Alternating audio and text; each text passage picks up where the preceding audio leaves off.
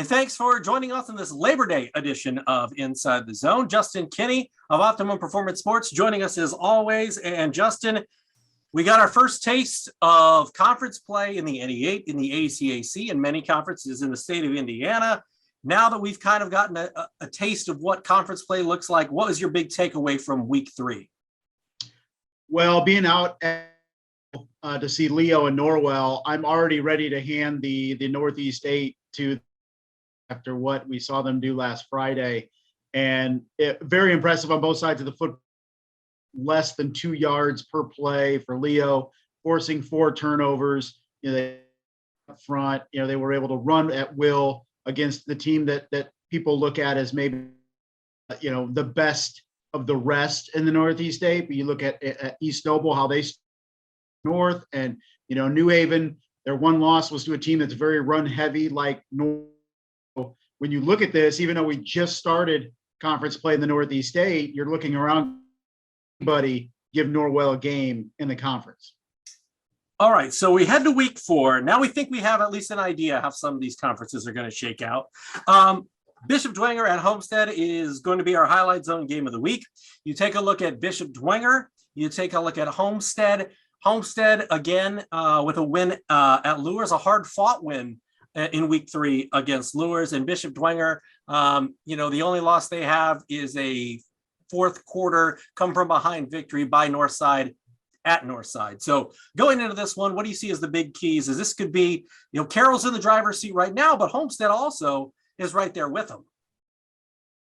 Yeah, they got to keep pace with Carroll, being the 2 lone undefeated teams left in the SAC. And in terms of we look at the SAC right now, and I think 9 out of the 10 teams we can say we know a lot about them through the first 3 weeks. I don't think we're there yet with Homestead. I think there's a lot of questions that about the Spartans, and if they're up there, if they can compete with and Northside and Snyder and potentially even Bishop Dwenger. So Spartans, it's potentially for them their first big test of the year after all the teams in the SAC have got to beat up on each other the first 3 weeks in the top half of the league. We're still waiting about Homestead when they have to play one of those teams. So we'll finally get some answers coming up on Friday night. And for Bishop Dwenger, this is a game, and if you want to stay in the SAC hunt, you've got the loss to Northside already on the resume. You need this win against Homestead because they still have Snyder looming. They still have Carroll looming. So for Bishop Dwenger and CJ Davis, we saw him get a pick 6 early in the game against Southside in week 3. What do they need to do to make this a successful week? Because they obviously have their eyes set on competing for an SAC championship as they do year in and year out. Well, you just want to avoid that second loss, right? We saw Northside take that second loss today, and that effectively takes you out of the SAC race. Is that second loss is so crucial. Bishop Dwenger wants to avoid that, and good bounce back win against an inferior team last Friday. You got to be impressed with Sam Campbell. You have to be impressed with Carter Minix. He's continuing to develop into a weapon for Bishop Dwenger, and I think that's the key as the Saints go through the season is finding outside of CJ Davis to rely on offensively.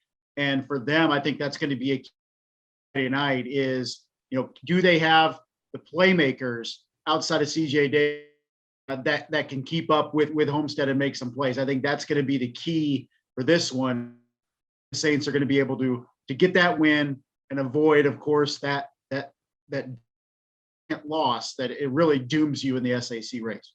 Yeah, when you look at the SAC slate in week 4 outside of Dwenger Homestead, you've got Carroll at Northrop, Bishop Luers at Concordia, Snyder at Southside, Wayne at Northside. I would guess Wayne at Northside is probably the one that would draw the most intrigue based on we saw Lamarion Nelson go for over 200 yards this past week against Northrop. Now, when we're talking year candidates, and I know we're only 3 weeks in, but it's kind of the third of the way through the regular season. Lamarion Nelson has to be in every in terms of what he's been able to do. Yeah, Wayne only 1 and 2, but man, he's been the bell cow back. He's getting the football, and still he's able to clip off 100, 150, 200 yards, consistently. So that for Wayne is a key going into Friday night against.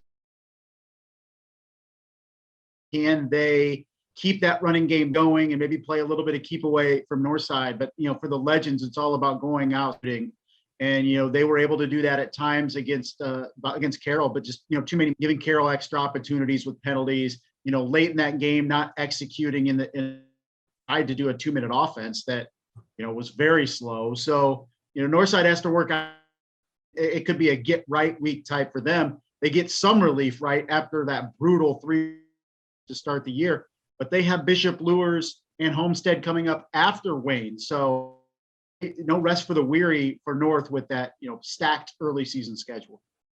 Taking a look at the NE8 this week, you've got DeKalb East Noble, Leo at New Haven, Huntington North at Columbia City, Norwell at Belmont.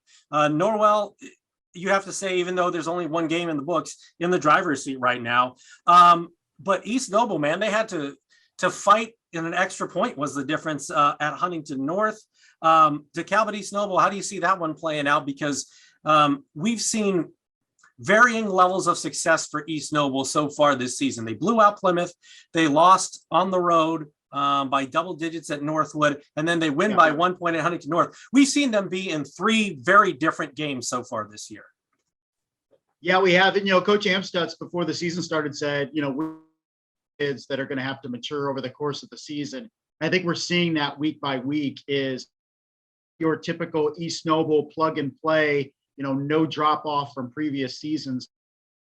It's for them a lot of youth and a lot of inexperience that are being thrown into the fire. So for East Noble, they need to get back on track this week and really well in the conference race. They are able to escape Huntington with a win, and DeKalb, maybe we expected a little bit more. They've been battling injury issues as well over the course of the early part of the season. So if they can get healthy, they can be a threat. And I think there's a lot of intrigue within the Northeast 8 week to week. The issue is, I think Norwell at this point is head and shoulders above everybody else. Well, that leads to my next question is, at this point, is New Haven the team that may be the one that challenges Norwell the most based on the speed, the athleticism? Donovan Williams has stepped in nicely at quarterback. Trey Bates has turned into a guy that we see show up on Friday nights. And you have the ultimate weapon in Mylan Graham out there as well. Plus, James Hardy IV. I agree. That could be the biggest test for that really good Norwell defense. It's only given up 7 points through the first 3 weeks of the season. The problem for New Haven, and they're going to have to figure this out before they play Norwell, is, Eastbrook was able to run all over them. And I know it's difficult facing Eastbrook, but it's not an Eastbrook team that's as good as usual, getting shut out by Oak Hill last Friday night, 35-0. So when you look at New Haven not being able to slow down or limit that running game of Eastbrook, that's a run heavy offense with Norwell, and they love to just instill their will up front. So that's the matchup that would be worrisome for New Haven fans in that matchup that we'll see in a couple of weeks is, can New Haven slow down the Norwell rushing attack? But I agree with you in terms of matchups right now. The Bulldogs with that offense, really maybe the biggest threat to Norwell winning the league championship. When you talk about the ACAC, the game that I was at this past Friday was Adams Central versus Covenant Christian at Taylor University. I kind of had a feeling of how the game was going to go, but Covenant Christian, ranked 12th in 1A coming in. I thought maybe they'd give them a little bit of a test. AC passes the test, wins 42-19. Adams Central's got Jay County at home next week. South Adams is at Heritage. Woodland is at Bluffton. Southern Wells is at Carroll, Flora. But as far as this goes, do we have any more? Is Adams Central that much better than everyone else? Because South Adams is a pretty good team, yet Bluffton did hang 35 on them, although they scored 50. Yeah, 35 on them this past week, which I can tell you Grant Mosier is not happy about. No, not at all. And that's going to be the biggest issue, heading into week 6 here in a couple of weeks, is can South Adams get enough stops against Adams Central? It doesn't matter how much South Adams scores if they can't get stops against AC. So that would be the big concern. And, maybe a sneaky game this week is South Adams and Heritage after what Heritage did to Woodland last Friday. And, Kobe Meyer, another big game for him. And, he's got Eli Tagulis, behind him. And it's kind of like a back and forth with those two guys. But it was an impressive win for the Patriots. especially with a young defense in which they're starting, 9 of 11 guys are underclassmen on that defensive unit. So that could be a game to watch, at least maybe be closer than people expect. And I think that's kind of what we're hoping for in the ACAC, right? Is we don't want this league to come down to one game every single year. Yeah. And unfortunately, it's trending in that direction again this season, but we'd love to see some teams close the gap. And, maybe Heritage can put up a good fight against the Starfires on Friday. Yep, I would agree. I think Heritage is improved. I think Woodland is at least incrementally improved. And that certainly helps challenge some of those teams when you see the Adams County teams always towards the top. Let's talk about the NECC, because there was a wild week in week 3. When you talk about West Noble. How about that? The Chargers 3-0. The Chargers, Monty Mayhorter, the Fighting Chargers 3-0. The win against Eastside 28-27 up in Ligonier. West Noble now goes to Angola this coming Friday. And Fairfield is obviously a pretty solid football team as well, but this feels like it's going to have a huge impact on who wins the NECC's big division on this coming Friday. Well, big 2 weeks for West Noble, because then they get Fairfield the week after, right? So if they can go to Angola and get a dub, then it sets up a huge matchup with Fairfield 1 week later. So yeah, great win last Friday for West Noble. Nobody expected that one, and Drew Gates 4 total touchdowns, and Seth Pruitt is phenomenal, and it's really cool to see for West Noble to have at least through the first 3 games. It gets really difficult now, right? So they get a little bit of a tune-up with the small division last week against Eastside, but now it's Angola and Fairfield back-to-back. So it's a sneaky game when we're looking at kind of marquee games coming up this Friday. Aren't very many. That one's flying under the radar, but could be as good as any of them. Yeah, and Churubusco is at Eastside as well. You're going to see, that could be very well for the small school division champion. Yeah. You take a look at Todd Mason's team, obviously disappointed with a loss at West Noble. They're going to want to bounce back. Churubusco beat Garrett in week 3, 21-0, but it was 2-0 at halftime, and they just didn't get much going offensively until later. So they're going to want to shore things up this week. How do you see that one playing out? Because again, we're talking about games that could very well decide both the big and small division of the NECC right here in week 4. Yeah, there are huge matchups in the NECC. And, Churubusco hung around with Eastside last year in the regular season. That was a close game throughout.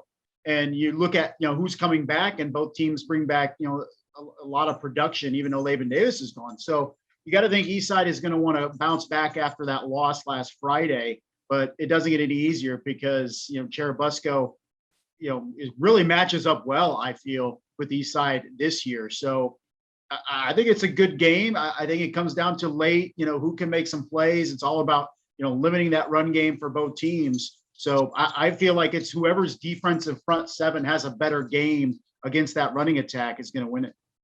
All right, to wrap things up, everybody's played a home game. Everybody's had a season opener. Everybody's played a road game. Everybody's played a conference game. Yep. So everybody's got a little bit of something. Everybody's kind of experienced different types of Friday nights. Yeah. Going forward, what the heck do we know going forward after we've had 3 weeks of football? And by the end of this Friday, we're going to be a month into the season. What do we know? What do we know? I think we know that Norwell's really good. I think we know that Adams Central is really good. And I think we know that Warsaw is really good. And I think we have a lot of decent teams in the SAC. I don't think we have any really, really good teams in the SAC. And Carroll fans are going to cry foul, and I get it. I think Carroll is the most complete team in the SAC. But I don't see a team through the first 3 weeks, including Carroll and Homestead, that I'm saying that team is going to go 9-0. And I think that's what adds the intrigue each and every week in the SAC. Maybe one of those 2 teams does. But right now, through 3 weeks, I think we can all say any given week, anything could happen. It's cliche, but I think we can say it about the SAC this year.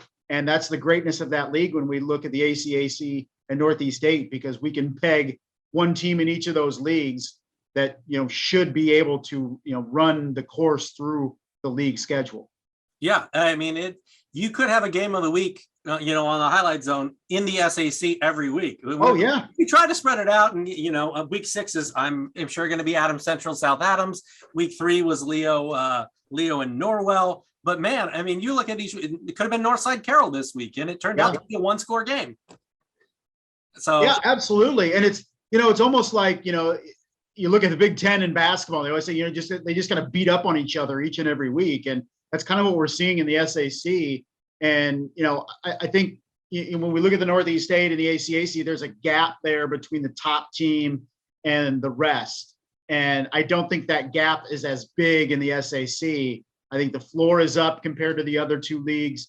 And I think, everybody is, especially in that top half of the league, is everybody's kind of vying for position. And, we love as outsiders looking in, try to say this team's first, this team's second, this team's third. Sometimes you just kind of throw up your hands and be like, who knows? It all depends on Friday nights, and what teenagers decide to do and not do is deciding, some of these games. So it's been exciting through the first 3 weeks of the SAC.